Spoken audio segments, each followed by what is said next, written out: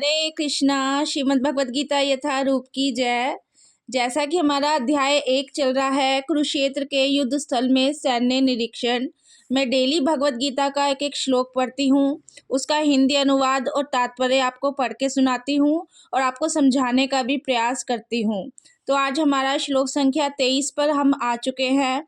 इससे पहले 22 श्लोकों तक मैंने मतलब उसका हिंदी अनुवाद और तात्पर्य आपको पढ़ के सुनाया है और समझाने का भी प्रयास किया है। तो शुरू करते हैं हमारा आज का श्लोक। यो तस्य मानान वेक्षे अहम या एते अत्र समागता धातराष्ट्रस्य दुर्बुद्धे युद्धे प्रिय चिकी हर्षवा। तो आज के श्लोक में कह रहे हैं, इस श्लोक में अर्जुन कह रहा है, मुझे उन लोगों को देखने दीजिए जो यहाँ पर धृतराष्ट्र के दुर्बुद्धि पुत्र दुर्योधन को प्रसन्न करने की इच्छा से लड़ने आए हुए हैं।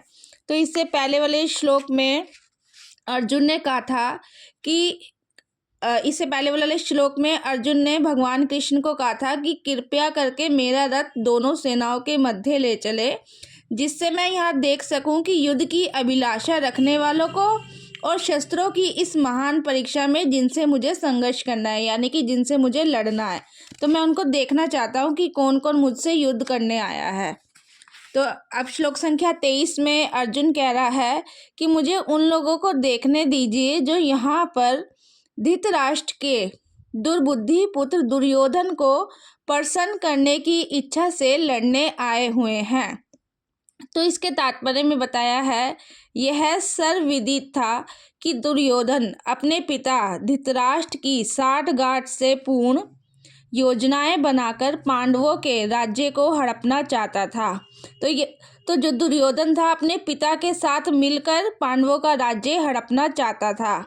अतः जिन समस्त लोगों ने दुर्योधन का पक्ष ग्रहण किया था वे भी उसी के समान धर्मा रहे होंगे।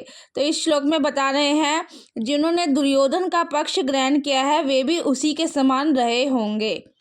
अर्जुन युद्ध प्रारंभ होने से पूर्व यह तो जान ही लेना चाहता था कि कौन कौन से लोग आए हुए हैं, किंतु उनके समक्ष समझौते का प्रस्ताव रखने की उसकी कोई योजना नहीं थी। मतलब इस श्लोक में बता रहे हैं, अर्जुन ना देखना चाहता था कि उसके समान मतलब दुर्योधन के पक्ष से कौन कौन लड़ने आए हैं, लेकिन ये ना समझे कोई कि वे उनके समक्ष समझौते का प्रस्ताव रखने गया था। ऐसी उसकी कोई योजना नहीं थी, बस वो देखने गया था। यह भी तथ्य था कि वह उनकी शक्ति का जिसका उसे सामना करना था अनुमान लगाने की दृष्टि से उन्हें देखना चाह रहा था। यद्यपि उसे अपनी विजय का विश्वास था। विश्वास क्यों था? क्योंकि कृष्ण उसकी बगल में विराजमान थे। तो यहाँ पे ये श्लोक हमारा कंप्लीट हुआ। इस श्लोक में बता रहे हैं कि अर्जुन जो था एक अनुमान लगाना चाहता था कि सामने वाले पक्ष से कौन कौन लड़ने आए हैं, कौन कौन से हथियारों के साथ लड़ने आए हैं। तो वो कह रहा था कि मैं देखना चाहता हूँ कि जो दुर्योधन को खुश करने के लिए कौन कौन लड़ने आए हैं। तो आज का हमारा ये श्लोक पूरा हुआ। हरे कृष्णा।